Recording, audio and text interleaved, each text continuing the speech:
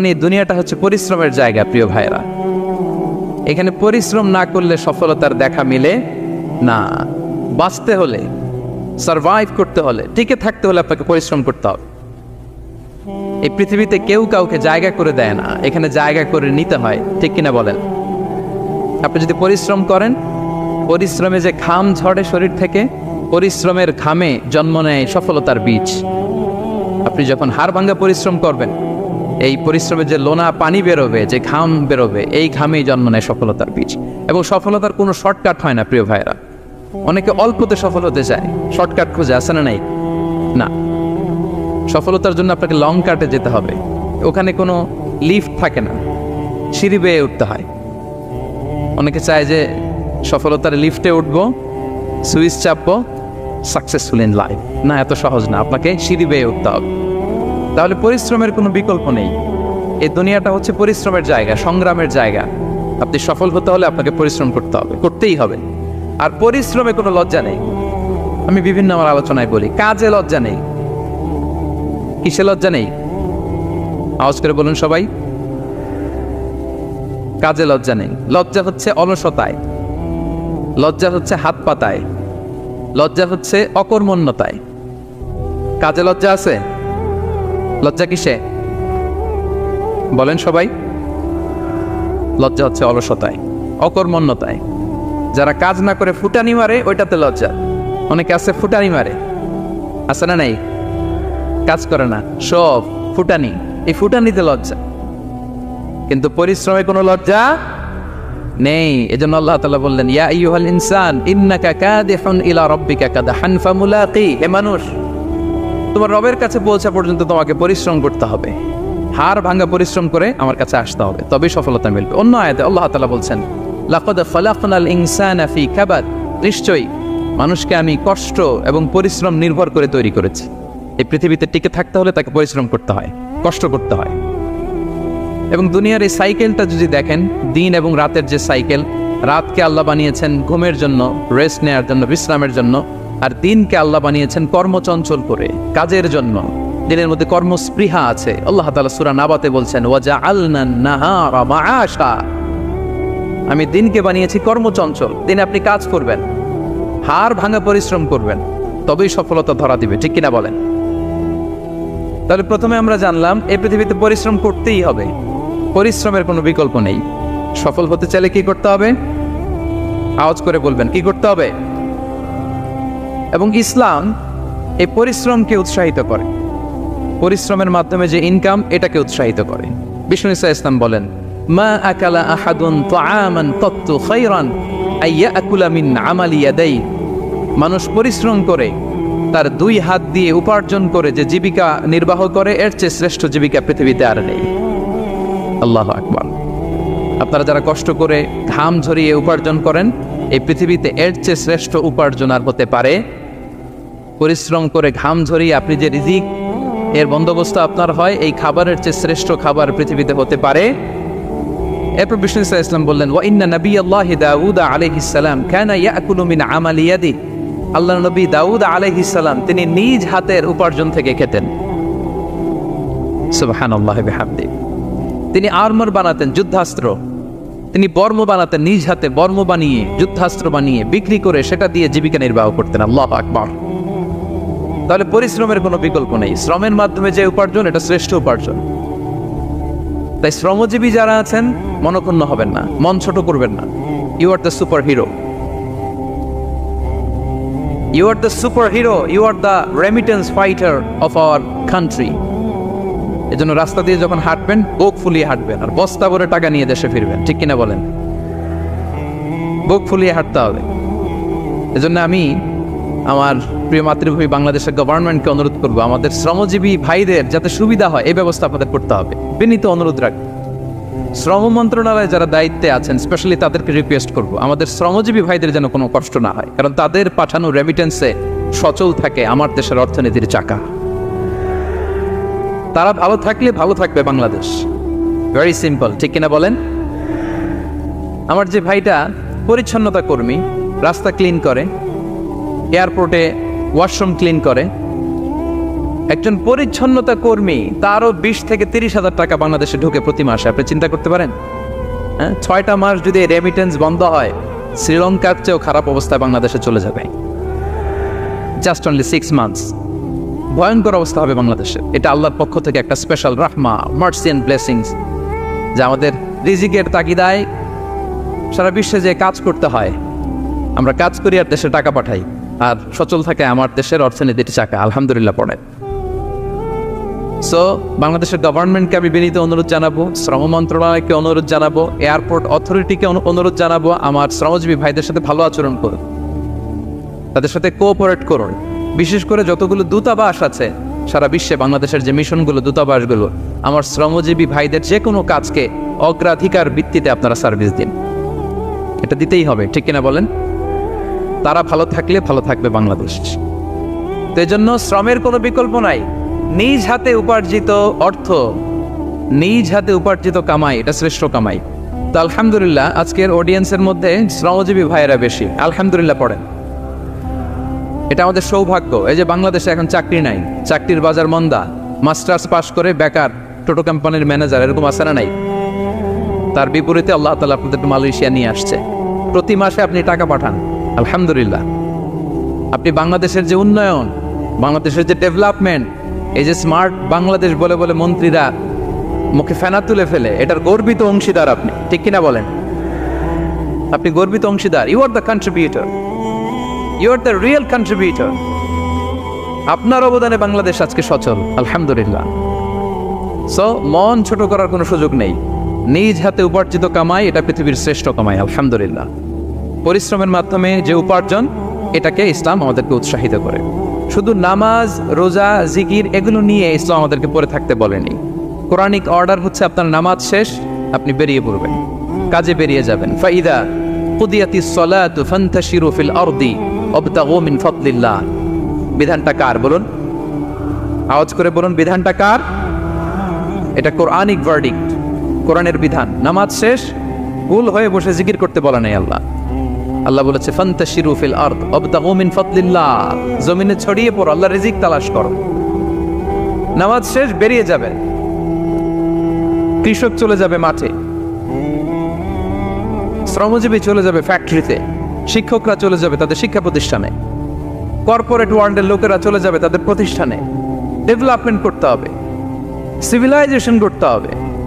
নামাজের পরে গোল হয়ে বসে থাকা চলবে না। কি ব্যালেন্স দেখেছেন ইসলাম? আজান হয়েছে তো মসজিদে আসো, নামাজ শেষ বেরিয়ে পড়ো, আলহামদুলিল্লাহ। কি ভারসাম্যপূর্ণ ইসলাম। ফাইদা কুদিয়াতিস সালাতু ফান্তাশিরু ফিল আরদ। যখন সালাত শেষ, জমিনে ছড়িয়ে পড়ো, আল্লাহ রিজিক অন্বেষণ করো। তাহলে শুধু নামাজ রোজার মধ্যে ইসলাম নয়, আপনাকে কর্মঠ হইতে হবে, পরিশ্রম করতে হবে, হাড় ভাঙা পরিশ্রম। বিশ্বনবী সাল্লাল্লাহু আলাইহি ওয়াসাল্লাম অত্যন্ত পরিশ্রমী ছিলেন। He started his first career as a shepherd. সুবহানাল্লাহ। ওনার প্রথম ক্যারিয়ার উনি রাখাল হিসেবে শুরু করেছেন। রাখালরা যে কাজ করে, অর্থাৎ মরুভূমিতে ভেড়া, মহিষ, ভেড়া, ছাগল, তারপর বকরি, দুম্বা, এই চরানোর কাজগুলো দিয়ে বিষ্ণু ইসলাম তার ক্যারিয়ার শুরু করেছেন অ্যাজ এ শেফার্ড। বিষ্ণু ইসলাম বলেন, সেই বুখারীর বর্ণনা, মা বাআসাল্লাহু নাবিয়্যান ইল্লা রাআল গানাম। আল্লাহ তাআলা এই পৃথিবীতে এমন কোন নবী পাঠায় নাই যে নবীরা ছাগল চড়ায় নাই। সুবহানাল্লাহ পড়বেন না? সাহাবারা বললেন, ওয়া আনতা ইয়া রাসূলুল্লাহ, হে আল্লাহর নবী, আপনিও ছাগল চড়িয়েছেন? বিষ্ণু ইসলাম বললেন, নাআম, আমিও ছাগল চড়িয়েছি। ওয়া কুনতু আরআহা আলা কারারিত লি আহলি মক্কা। আমি অল্প কিছু মজুরির বিনিময়ে, অল্প কিছু টাকার বিনিময়ে, সামান্য কিছু পারিশ্রমিকের বিনিময়ে মক্কার লোকদের ছাগল চড়িয়ে দিতাম। সুবহানাল্লাহ পড়েন। ছাগল হচ্ছে খুব টেরা প্রাণী, ডানে টানলে বায়ে যায়, বায়ে টানলে ডানে যায়। তাদেরকে একসাথে করা অ্যাজ এ শেফার্ড, এটা মরুভূমিতে খুব কষ্টের কাজ। আল্লাহ তাআলা প্রত্যেক নবীকে দিয়ে ছাগল চড়িয়েছেন, যাতে করে কিছুদিন পরে নবীরা মানুষ চড়াতে পারে। সুবহানাল্লাহ। আল্লাহ বুঝাতে চাইলেন, এখন ছাগল চড়াও, এদের উপর যদি কন্ট্রোল নিতে পারো তাহলে মানব জাতির উপর কন্ট্রোল নিতে পারবো। আল্লাহু আকবার। এজন্য প্রত্যেকটা নবীকে দিয়ে, সহিহ বুখারীর বর্ণনা, মা বাআসাল্লাহু নাবিয়্যান ইল্লা রাআল গানাম। আল্লাহ পৃথিবীতে এমন কোন নবী পাঠায় নাই যেই নবীকে দিয়ে আল্লাহ ছাগল চড়ায় নাই। তো বিষ্ণু ইসলাম ছাগল চড়িয়েছেন, অত্যন্ত সুঠাম দেহে ছিলেন, কর্মঠ ছিলেন। তার মানে বিষ্ণু ইসলামও পরিশ্রম করে উপার্জন করেছেন, ঠিক কিনা? ছাগল চড়াতেন, তার বিনিময়ে সামান্য কিছু পারিশ্রমিক নিতেন, মজুরি নিতেন, এতে লজ্জা নাই। এজন্য এই কথা দিয়ে শুরু করেছে যে কাজে লজ্জা নেই। এই তো বিষ্ণু ইসলামের ক্যারিয়ার গেল। আমরা যদি সাহাবাদের জীবনী দেখি, ওনারাও পরিশ্রমী ছিলেন। কেউ খেজুর বাগানে কাজ করতেন, কেউ কৃষি কাজ করতেন, কেউ বাজারে ব্যবসা করতেন, কেউ বসে থাকেন নাই। হাড় ভাঙা পরিশ্রম করেছেন প্রত্যেকটা সাহাবা। তারা আমাদের মডেল, তারা আমাদের সুপার হিরো, তারা আমাদের আইকন, ঠিক কিনা? নবীরা আমাদের মডেল, সাহাবারা আমাদের মডেল। বিষ্ণু ইসলাম কর্মঠ ছিলেন, ওনার সাহাবার অত্যন্ত কর্মঠ ছিল। কেউ বসে থাকতেন না, পরিশ্রম করতেন, হাড় ভাঙা পরিশ্রম করতেন, উপার্জন করতেন। তারা আমাদের জন্য প্রেরণার বাতিঘর। অনেক সাহাবাদের বায়োগ্রাফি থেকে আপনাদেরকে ঘটনা শেয়ার করা যাবে। আমি একজন সাহাবার জীবনী শোনাবো আপনাদেরকে। আব্দুর রহমান ইবনে আউফ রাদিয়াল্লাহু তাআলা আনহু। 10 জন জান্নাতের, দুনিয়াতে বসে যে 10 জন সাহাবা জান্নাতের সুসংবাদ পেয়েছেন, তাদের মধ্যে একজন, আলহামদুলিল্লাহ বলেন।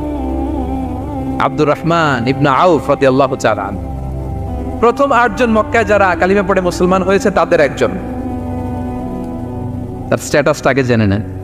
তো তিনি যখন মক্কা থেকে হিজরত করে মদিনায় গেলেন, মনে রাখবেন মক্কা থেকে যে সাহাবার বাড়ি ঘর ছেড়ে হিজরত করেছে তাদেরকে বলে মহাজির, মানে হিজরতকারী সাহাবা। আর মদিনাতে যে সমস্ত সাহাবারা তাদেরকে রিসিভ করেছেন তাদেরকে বলে আল আনসার, মানে সাহায্যকারী সাহাবা। তো যারাই হিজরত করে মক্কা থেকে মদিনায় যেত, বিষ্ণু ইসলাম মদিনার কোন সাহাবীর সাথে তার ভাই পাতিয়ে দিতেন, আল মুআখাত, ব্রাদারহুড করে দিতেন, দায়িত্ব দিতেন যে তুমি এই সাহাবীকে দেখবে।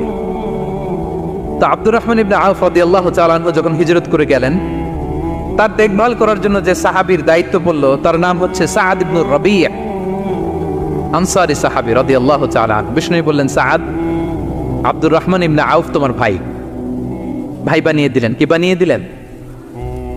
তুমি তাকে টেক কেয়ার করবে, সে হবে তোমার মেহমান। সুবহানাল্লাহ। সাআদ ইবনে রাবি' রাদিয়াল্লাহু তাআলা আনহু তিনি আব্দুর রহমান ইবনে আউফকে ডেকে নিয়ে গেলেন, ঘরে নিয়ে গেলেন মেহমানকে, এবং বললেন, ইয়া সাআদ ইন্নী আকসারুল আনসারি মালান। হে সাআদ, তুমি চিন্তা করো না, তুমি মনে করো না যে তোমার ভরণ পোষণ দিতে আমার কষ্ট হবে। আমি মদিনার সবচাইতে বড় বিজনেস ম্যাগনেট, সবচাইতে বড় বিজনেস ম্যাগনেট আমি। No tension, don't worry about it. Tension নিও না, আসো, তোমার জন্য আমার কি প্রপোজাল শোনো। ফাআকসিমু লাকা নিসফা মালি, আমার যত সম্পদ আছে আমি অর্ধেক তোমারে দিয়ে দিব। সুবহানাল্লাহ, এত আসতে। আপনার বাড়িতে কেউ মেহমান হলে করতে পারবেন এরকম? আল্লাহ, কেমন প্রেরণার বাতিঘর তারা। ফাআকসিমু নিসফা মালি, হে আব্দুর রহমান ইবনে আউফ, আমার অর্ধেক সম্পদ তোমারে দিয়ে দিব। এখানেই শেষ না, এরপর বলতে লাগলেন, আমার অনেকগুলো স্ত্রী আছে, তুমি কোথায় যে মেয়ে খুঁজবা, প্রস্তাব দিবা, এত ঝামেলার দরকার নেই। আমার কোন স্ত্রীকে তোমার ভালো লাগে বলো, তার যদি তোমাকে ভালো লাগে তাহলে প্রয়োজনে তাকে আমি ডিভোর্স দিয়ে দিব, তাকে নিয়ে তুমি সুখের সংসার করবা। আল্লাহু আকবার, আল্লাহু আকবার। অর্ধেক সম্পদ দিয়ে দিব, আমার একাধিক স্ত্রী আছে, কাউকে যদি তোমার পছন্দ হয় এবং সেও যদি তোমাকে পছন্দ করে, প্রয়োজনে তাকে ডিভোর্স দিব। New life, new career, just go on. আমরা এই সুযোগ পেলে কি করতাম? সাথে সাথে অর্ধেক সম্পদ নিয়ে নিতাম, ঠিক কিনা? আব্দুর রহমান ইবনে আউফ প্রেরণার বাতিঘর। উনি কি করলেন? উনি বললেন, লা হাজাতা লি ফি যালিক, আমার ভাই তুমি যে বলছো, এ সাআদ ইবনে রাবি, তুমি যে এত চমৎকার প্রপোজাল দিয়েছো, এতেই আমি খুশি, তোমার কোনো কিছুর আমার দরকার নাই। বারাকাল্লাহু লাকা ফি আহলিকা ওয়া মালিক, আল্লাহ তোমার সম্পদেও বরকত দেখ, আল্লাহ তোমার পরিবারেও বরকত দেখ। তবে একটা কষ্ট করতে হবে, সেটা কি? আব্দুর রহমান ইবনে আউফ বললেন, দুল্লানি ইলা সুক, just show me the way to market. মদিনার বাজারটা কোথায় এটা একটু দেখায় দাও। আমি নতুন মানুষ, পথঘাট চিনি না। দুল্লানি ইলা সুক, just show me the way to market of Medina. মদিনার বাজারটা কোন রাস্তা একটু দেখায় দাও। আল্লাহু আকবার। সাআদ ইবনে রাবি বললেন, এই তো মদিনার বাজার। উনি যে কিছু ঘি কিনলেন, পনির কিনলেন, কিনে বিক্রি করলেন, প্রফিট করলেন। ওই প্রফিট দিয়ে আরো বেশি করে কিনলেন, আবার বিক্রি করলেন, প্রফিট, আবার বিক্রি করলেন, প্রফিট। এই কেনা বেচা করতে করতে 1-2 মাসের মধ্যে উনি মদিনার one of the biggest business magnate হয়ে গেলেন। আল্লাহু আকবার। কি হাড় ভাঙা পরিশ্রমই না তারা করেছেন। একেবারে রেডি ক্যারিয়ার ছিল, গেলাম সবচেয়ে বড় বিজনেসম্যানের অর্ধেক সম্পত্তি পেয়ে গেলাম। He didn't accept the ready career, rather He made his own path with his own endeavor. নিজের চেষ্টায়, নিজের পরিশ্রমে, নিজের ঘাম ঝরিয়ে নিজের ক্যারিয়ার তৈরি করেছেন। চিল্লায় বলেন ঠিক কিনা? This is the biography of Abdul Rahman ibn Auf radiyallahu ta'ala anhu. সাহাবারা কতটা পরিশ্রম করেছেন, তার মানে বিশ্বনবী পরিশ্রমী ছিলেন, সাহাবারা পরিশ্রমী ছিলেন। এবং বিষ্ণু ইসা ইসলাম পরিশ্রম করতে বলতেন সবাইকে, হাত পাততে নিষেধ করতেন, কারণ দারিদ্রতা বড্ড ভয়ঙ্কর। দারিদ্রতা যার আসে সে বোঝে। বাংলা একটা কথা আছে, অভাব যখন দরজায় এসে দাঁড়ায়, ভালোবাসা তখন, হ্যাঁ সবার মুখস্থ দেখছেন, অভাব যখন দরজায় এসে দাঁড়ায়, ভালোবাসা তখন জানলা দিয়ে পালায়। দারিদ্রতা ঈমান কেড়ে নেয়। আপনি পার্বত্য চট্টগ্রামের অবস্থা জানেন, আমাদের বাংলাদেশের পাহাড়ি এলাকার অবস্থা জানেন, ওখানে আমাদের গরিব মুসলিম ভাইদেরকে সামান্য কিছু টাকা পয়সা দিয়ে ওদেরকে খ্রিস্টান বানিয়ে ফেলতেছে মিশনারিগুলো। এই খবর তো আমরা রাখি না। দারিদ্রতা বড্ড ভয়ঙ্কর। এজন্য বিষ্ণু ইসলাম দারিদ্রতা থেকে আল্লাহর কাছে পানাহ চাইতেন। তিনি বলতেন, আল্লাহুম্মা ইন্নী আউযু বিকা মিনাল ফাকরি ওয়াল কিল্লাতি ওয়াদ-দিল্লা। ও আল্লাহ, I seek refuge with you from poverty, from insufficiency and humiliation.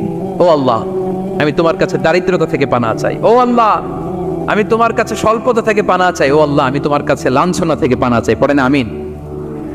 এই দোয়াটা বেশি বেশি পড়বেন। আল্লাহুম্মা ইন্নী আউযু বিকা মিনাল ফাকরি ওয়াল কিল্লাতি ওয়াদ-দিল্লা। হে আল্লাহ, আমি দারিদ্রতা থেকে পানাহ চাই। আল্লাহ, স্বল্পতা থেকে পানাহ চাই। আল্লাহ, লাঞ্ছনা থেকে পানাহ চাই। সবাই পড়ুন আমিন। বিষ্ণু ইসলাম যে দোয়াগুলো শিখিয়েছেন এগুলো হচ্ছে very precise in wording but comprehensive in meaning. শব্দে খুব ছোট, কিন্তু অর্থ মানুষের হৃদয়ে এটার আবেদন অনেক ব্যাপক, অনেক বেশি। আপনি সারাদিন মিলিয়েও দোয়ার মধ্যে এত সুন্দর প্রার্থনা বাক্য তৈরি করতে পারবেন না, কিন্তু বিষ্ণু ইসলাম এক বাক্যে যেটা চেয়েছেন গোটা দুনিয়াটা এর ভেতরে ঢুকে গিয়েছে। আল্লাহুম্মা ইন্নী আউযু বিকা মিনাল ফাকরি ওয়াল কিল্লাতি ওয়াদ-দিল্লা। আল্লাহ, দারিদ্রতা থেকে পানাহ চাই। বিষ্ণু ইসলাম নিজে স্বয়ং দারিদ্রতা থেকে পানাহ চাইতেন। তাহলে দারিদ্রতার সাথে আমাদের কোনো সম্পর্ক? আমরা পরিশ্রম করব, আমরা কাজ করে খাবো, কাজে কোনো লজ্জা নেই। লজ্জা অলসতায়। চিল্লায় বলেন ঠিক কিনা?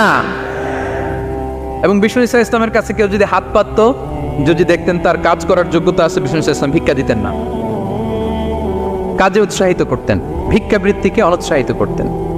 এক যুবক এসে হাত পাতলো, বিষ্ণু ইসলাম আমার কিছু দেন। নয় বললেন, তুমি তো শক্ত সামর্থ্য মানুষ, বাসায় কি আছে বলো? সে বলে, আমার বাড়িতে একটা পানি খাওয়ার জগ আছে আর একটা চাদর আছে। বিষ্ণু ইসলাম বললেন, নিয়ে আস। সে নিয়ে আস। এবার বিষ্ণু ইসলাম চাদর আর জগ দুইটা নিয়ে সাহাবাদেরকে বললেন, মাইয়াশতারি হাযাইন, কে কিনবে? অকশন চিনেন? অকশন, অকশনে কি করে? নিলামে দাম তোলে না? রাসূল সাল্লাল্লাহু আলাইহি ওয়াসাল্লাম তার চাদর আর জগটা নিলামে তুললেন। এই কে কিনবে? মাইয়াশতারি হাযাইন, মাইয়াশতারি হাযাইন। একজন বলল, ফাকালা রাজুল আনা আখিযুহুমা বিদিরহাম, ইয়া রাসূলুল্লাহ, আমি 1 দিরহামে কিনবো। কয় দিরহাম? বিষ্ণু বললেন, 1 দিরহাম, 1 দিরহাম, 1 দিরহাম। মানে এর চেয়ে কেউ বাড়াবে কিনা? মাইয়াজিদু আলা যালিক, এর চেয়ে বাড়ায় দিবা কে? আরেক সাহাবী বলল, ইয়া রাসূলুল্লাহ, আমি 2 দিরহামে কিনবো। 2 দিরহাম, 2 দিরহাম, 2 দিরহাম, আর বাড়ে না। বিষ্ণু ইসলাম তার কাছে 2 দিরহাম দিয়ে বিক্রি করে দিলেন।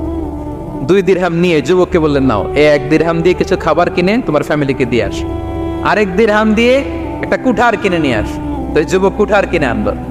ফাওয়াদাআ লাহু আর-রাসূল সাল্লাল্লাহু আলাইহি ওয়াসাল্লাম ইয়াদান, রাসূল সাল্লাল্লাহু আলাইহি ওয়াসাল্লাম নিজ হাতে ওই কুঠারের একটা হাতল লাগাই দিলেন কাঠের।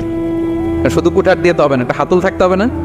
বিষ্ণু সাল্লাল্লাহু আলাইহি ওয়াসাল্লাম ওনার মোবারক হাতে, বরকতময় হাতে ওই কুঠারে একটা হাতল লাগাই দিলেন। এবার বললেন, যাও, 1 দিরহাম দিয়ে কুঠার, আরেক দিরহাম দিয়ে খাবার কিনে আনো। এই কুঠার দিয়ে জঙ্গলে যে কাঠ কেটে লাকড়ি বেচে জীবিকা নির্বাহ করো। সামনের 15 দিন আমার সামনে যেন তোমার গুড়গুড় করতে না দেখি। এ বেচারা গেল, 1 দিরহাম দিয়ে ফ্যামিলিতে খাবার দিল, আর লাকড়ি নিয়ে কাঠ কাটতে না কাটতে কয়েকদিনের ব্যবধানে ও 10 দিরহাম কামায় ফেলছে। আস্তে আস্তে আস্তে আস্তে সে স্বাবলম্বী হয়ে গেল। এরপর একবার বিষ্ণু ইসলামের কাছে আসছে। বিষ্ণু ইসলাম তারে বলে, মানুষের কাছে হাত পাতার চেয়ে, দুয়ারে দুয়ারে ভিক্ষা করার চেয়ে তোমার মতো এরকম কাঠ কেটে, জঙ্গলে কাঠ কেটে বাজারে বিক্রি করা অনেক ভালো। আল্লাহু আকবার। এই হচ্ছে বিষ্ণু ইসলামের ক্যারেক্টারিস্টিক্স। তিনি ভিক্ষাবৃত্তিকে অনুৎসাহিত করতেন। এই যে গল্পটা, what is the moral of the story? কি শিখলাম? 1 নম্বর যেটা শিখলাম, তিনি কাজ করে খেতে উৎসাহিত করেছেন। চাইলেই বিষ্ণু ইসলাম ওই 2টা জিনিস বিক্রি করে 2 দিরহাম দিয়ে বলতে পারতেন, যাও 2 দিরহাম দিয়ে খাবার কিনো, ওই বেলা খেয়ে রাতের বেলা আরেক দুয়ারে যে ভিক্ষা করতো, ঠিক কিনা বলেন? কথা বুঝতেছেন? 2 দিরহাম দিয়ে যদি খাবার কিনতো তো দুপুরে খেয়ে রাতে কি করতো? আবার হাত পাততো, সেটা করে নাই। কাজ করে খেতে উৎসাহিত করেছেন এবং স্থায়ী সমাধান করে দিয়েছেন। কারণ কাজই, কাজে কোনো ছোট বড় নাই। আছে? কাজে কোনো ছোট বড় আছে না। তাহলে ইসলাম আমাদেরকে পরিশ্রমী হতে শেখায়, কর্মমুখী হতে শেখায়। ইসলাম কতটা কর্মমুখী ধর্ম দেখেন। বিষ্ণু ইসলাম বলেন, ইন কামাতিস সাআ ওয়া ফি ইয়াদি আহাদিকুম ফাসিলা। কেউ যদি দেখে কিয়ামত হয়ে যাচ্ছে, কি হয়ে যাচ্ছে? সবাই বলুন। কেউ যদি দেখে কিয়ামত হয়ে যাচ্ছে আর তার হাতে একটা চারা বীজ আছে, গাছের চারা। কি আছে? গাছের চারা। সে গাছের চারা রোপণ করতে গেছিল, ওদিকে যায় দেখে কিয়ামত শুরু হয়ে গেছে। বিষ্ণুনবী বলেন, ফাইন ইসতাতাআ আন লা তাকুমা হাত্তা ইয়াগরিসাহা ফালইয়াগরিসহা। সে যদি পারে কিয়ামত হওয়ার আগেই ওটা রোপণ করে দিতে, সেজন্য তাড়াতাড়ি করে রোপণ করে দেয়। আল্লাহু আকবার। ইসলাম কতটা কর্মমুখী ধর্ম। কিয়ামত শুরু হয়েছে, বিষ্ণু বলেন তার উপর কিয়ামত আসার আগে সে যদি চান্স পায় চারা বীজটা যেন রোপণ করে দেয়। আর আমরা এখন আখিরুজ্জামান, দাজ্জাল আসবে, কিয়ামত হয়ে যাবে, 2025 সালেই হবে, এগুলো বলে কাজকর্ম সব বন্ধ করে দিচ্ছে। এরকম ডাকাইতে আছে না নাই? হ্যাঁ বলেন, আছে না নাই? তা আখিরুজ্জামান কি আপনারা এটা শিখায়, এই লেসন শিখায়? আখিরুজ্জামান আসবে, দাজ্জাল আসবে, তো আপনার সমস্যা কি? দাজ্জাল আসবে দেখেই তো আপনাকে বিজনেস করে এমন টাকা কামাইতে হবে যাতে করে দাজ্জাল আসলে আমি আমার অর্থ দিয়ে মুজাহিদিন ভাইদেরকে সহায়তা করতে পারি। দাজ্জাল আসবে তো আপনার প্রবলেম কি? আপনার বডি বিল্ডিং করতে হবে, আপনার ফ্যামিলিকে তারবিয়া দিতে হবে, আপনার সোসাইটিকে সমৃদ্ধ করতে হবে, আপনাকে সভ্যতার কারিগর হইতে হবে। আপনার সব কাজ আপনি আরো বাড়াই দিবেন দাজ্জালের প্রশ্ন আসলে। এখন দাজ্জাল আসবে, 25 সালেই আসবে, 26 সালেই কিয়ামত হবে। কি হবে ক্যারিয়ার দিয়ে? আর কি হবে ব্যবসা করে? এরকম আসরা নাই? এরকম করা যাবে? বিশ্বনবী কি বললেন? কিয়ামত হইতেছে, তুমি দেখতেছো চাক্ষুষ বিলা আয়ান, দেখতেছো কিয়ামত হইতেছে, আর তুমি গাছ লাগাইতে গেছিলা। যদি সুযোগ হয় কিয়ামত হওয়ার আগে আগে কি করো? গাছ লাগাও। সুবহানাল্লাহ পড়বেন না? প্রিয় ভাইয়েরা, আমরা যেন পরিশ্রমী হই, আমরা যেন কর্মঠ হই, আমরা যেন অলস না হই। বিষ্ণু ইসলাম অলসতা থেকে আল্লাহর কাছে পানাহ চাইতেন। আল্লাহ আমাদেরকে বোঝার তৌফিক দান করুক, আমরা পড়ি আমিন। আল্লাহ নবী সাল্লাল্লাহু আলাইহি ওয়াসাল্লাম শুধু পরিশ্রম করতে বলেছেন এমন নয়, তিনি পরিশ্রমীদেরকে পছন্দ করতেন। এক সাহাবীর সাথে তিনি মুসাফা করলেন, দেখলেন হাতটা বড্ড খসখসে, তিনি শ্রমজীবী সাহাবী। এটা যখন তিনি শুনতে পেলেন, তিনি পরম মমতায় আলতো করে ওই শ্রমিক সাহাবীর হাতে তিনি চুমো খেলেন। আল্লাহু আকবার। এবং ওনার আন্ডারে যারা কাজ করত তাদের সাথে বিষ্ণু ইসলামের যে আচরণ, ওনার যে শ্রমিক, ওনার যে খাদেম, তাদের সাথে বিষ্ণু ইসলামের যে ডিলিং শুনলে আপনি অবাক হয়ে যাবেন। আপনি কারো ব্যাপারে যদি রিয়েল ইনফরমেশন চান, আপনি কয়েকটা জায়গায় নক করতে হবে। 1 নম্বর, ধরেন যে একজন বড় সাহেব, তার আসল তথ্য যদি চান তার বউকে জিজ্ঞেস করেন। কারা জিজ্ঞেস করবেন? ওয়াইফকে জিজ্ঞেস করবেন, স্ত্রীকে, আসল তথ্য পাবেন। 2 নম্বর, তার বাড়ির দারোয়ানকে জিজ্ঞেস করবেন। কাকে? 3 নম্বর, তার ঘরের কাজের বুয়া, সব জানে উনি, ওই কাজের বুয়া থেকে রিপোর্ট নেবেন, ঘরে যে কাজ করে। 4 নম্বর, তার ড্রাইভার, দারোয়ান, কাজের বুয়া, ওয়াইফ, এদের কাছ থেকে যদি আপনি জিজ্ঞেস করেন, ফলের বিড়াল বেরিয়ে আসবে। ঠিক কিনা বলেন? তা আসেন বিষ্ণু ইসলামের যে খাদেম, কর্মচারী, তারা একটু জিজ্ঞেস করে বিষ্ণু ইসলামের আচরণ কেমন ছিল। বিষ্ণু ইসলামের খাদেমের নাম হচ্ছে আনাস রাদিয়াল্লাহু আনহু। আলহামদুলিল্লাহ, খাদিমুর রাসূলিল্লাহ, বিষ্ণু ইসলামের খাদেম। আসেন ওনাকে জিজ্ঞেস করি যে বিষ্ণু ইসলামের আচরণ কেমন ছিল। আনাস রাদিয়াল্লাহু তাআলা আনহু বলেন, খাদিমতুন নবিয়্যা 10 সিনিন, আমি বিষ্ণু ইসলামের 10 বছর খেদমত করেছি। 1-2 বছর না, 10 বছর বিষ্ণু ইসলামের খেদমতে আমি নিয়োজিত ছিলাম। ফামা ক্বালা লি লিমা সানা'তা ওয়ালা লিমা লা সানা'তা, 10 বছরের মধ্যে একদিনও কখনো বলে না, এ আনাস এটা কেন করলা, এ আনাস এমনটা কেন হলো, এটা কেন করলা না, একদিনের জন্য বলে নাই। কেন এটা করছো, কেন এটা করো নাই, এরকম কোনো প্রশ্ন আমাকে কোনোদিন করে নাই। সুবহানাল্লাহ। আনাস রাদিয়াল্লাহু তাআলা কি ভুল করেন নাই? করছেন। ছোট মানুষ তো, একেবারে ছোট বাচ্চা ছিলেন। ওনার আম্মা যখন আনাস রাদিয়াল্লাহু তাআলাকে নিয়ে আসছে, বিষ্ণু ইসলাম মক্কা থেকে হিজরত করে মদিনায় আসলেন, সবাই বিশ্বনবীকে ঘিরে ধরলো, সবাই বিশ্বনবীকে সালাম দেয়, মুসাফা করে, হাদিয়া দেয়। আনাসের মা চোখের পানি ছাড়ে, বিশ্বনবীর কাছে লজ্জা এসে বলে, ইয়া রাসূলুল্লাহ, সবাই আপনাকে উপহার দেয়, সবাই আপনাকে হাদিয়া দেয়, আমি আপনারে কি হাদিয়া দেব? হাদিয়া দেওয়ার মতো কিছু নাই আমার এই কলিজার টুকরা আনাস ছাড়া, আমি আনাসকেই আপনারে হাদিয়া দিয়ে দিলাম। ইয়াখদুমুকা ইয়া রাসূলুল্লাহ, এ নবী, আনাস আপনার খেদমত করবে, আপনার ওযুর পানি এনে দিবে, আপনার মেসওয়াকটা এনে দিবে, আপনার জুব্বাটা এনে দিবে, আমি আমার কলিজার টুকরা, আমার নাড় ছেঁড়া ধন আনাসকেই আপনারে উপহার দিয়ে দিলাম। আনাস রাদিয়াল্লাহু তাআলা বিষ্ণু সাল্লাল্লাহু আলাইহি ওয়াসাল্লামের সাথে থাকতেন, ওযুর পানি এনে দিতেন, জামা এনে দিতেন।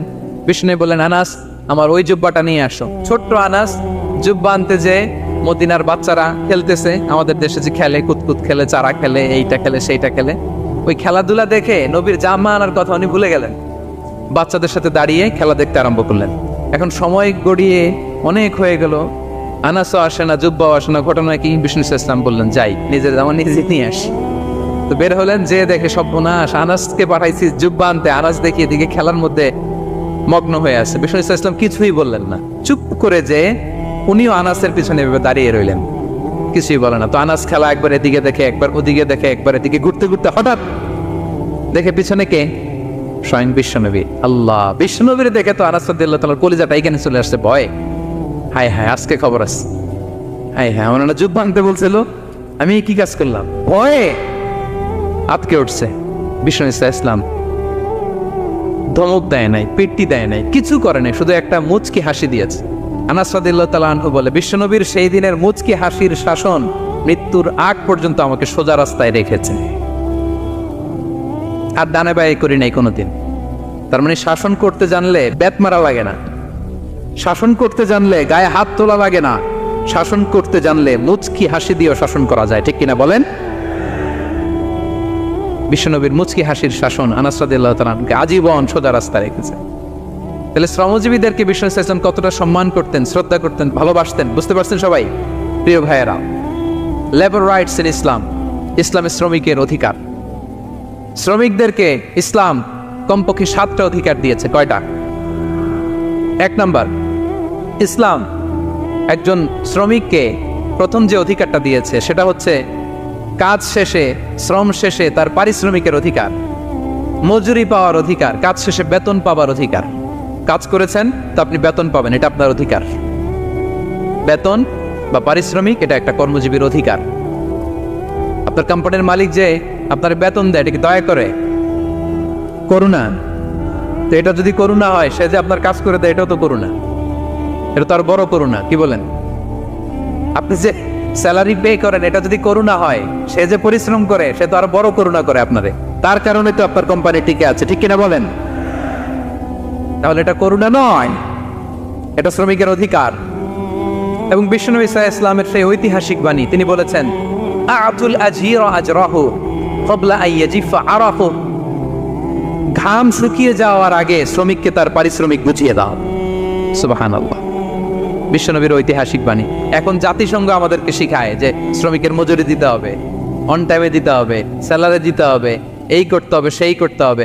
মানবাধিকারের কর্মীরা আমাদেরকে শিখায়, তারা শিখানোর 1500 বছর আগে বিশ্বনবী সাল্লাল্লাহু আলাইহি ওয়াসাল্লামের ঐতিহাসিক বাণী, তিনি বলেছেন, আতুল আজীরা আজরাহু ক্বাবলা আন ইয়াজিফা আরাফু, শ্রমিকের ঘাম শুকাবার আগে তার মজুরি পেমেন্ট করে দাও। সুবহানাল্লাহ, ঘাম শুকিয়ে যাওয়ার আগে, মানে অন টাইম, দ্রুততম সময়ে শ্রমিককে তার মজুরি দিয়ে দাও, তার বেতন দিয়ে দাও। যারা শ্রমিককে তার পারিশ্রমিক অন টাইমে দেয় না, স্যালারি অন টাইমে পে করে না, টালবাহানা করে, গরিমসি করে, তাদের ব্যাপারে বিষ্ণু সাল্লাল্লাহু আলাইহি ওয়াসাল্লাম কি বলেন? বিষ্ণু বলেন, 3 শ্রেণীর ব্যক্তি, সালাসাতুন আনা খাসমুহুম ইয়াউমাল কিয়ামা, 3 শ্রেণীর ব্যক্তির বিরুদ্ধে আমি বিশ্বনবী কিয়ামতের দিন আল্লাহর কাঠগড়ায় মামলা দায়ের করব। আমি বিশ্বনবী 3 শ্রেণীর ব্যক্তির বিরুদ্ধে আমি বিশ্বনবী আল্লাহর সুপ্রিম কোর্টের কাঠগড়ায় মামলা দায়ের করব। এর মধ্যে 1 শ্রেণীর ব্যক্তি হচ্ছে রাজুলুন ইস্তাআজারা আজীরান ফাস্তাওফা মিনহু ওয়া লাম ইউতিহি আজরা, কোন ব্যক্তি যে শ্রমিক নিয়োগ দেওয়ার পরে তার কাছ থেকে কাজ বুঝে নিয়েছে কিন্তু তাকে তার প্রাপ্য বুঝিয়ে দেয়নি। এরকম ডাকাত আমাদের সমাজে আছে না নাই? কাজ ঠিকই বুঝে নিচ্ছে কিন্তু তার প্রাপ্যটা বুঝিয়ে দেয়। বিশ্বনবী বলেন, তার বিরুদ্ধে আমি মামলা দায়ের করব। প্রিয় ভাইরা, বুঝে থাকলে উত্তর দেন। বিশ্বনবী যার বিরুদ্ধে মামলা দায়ের করবে তার জান্নাত তো একেবারে ডাইরেক্ট, তাই না? হ্যাঁ, সুন্দর বলছে একজন, তার কোনো জামিন নাই।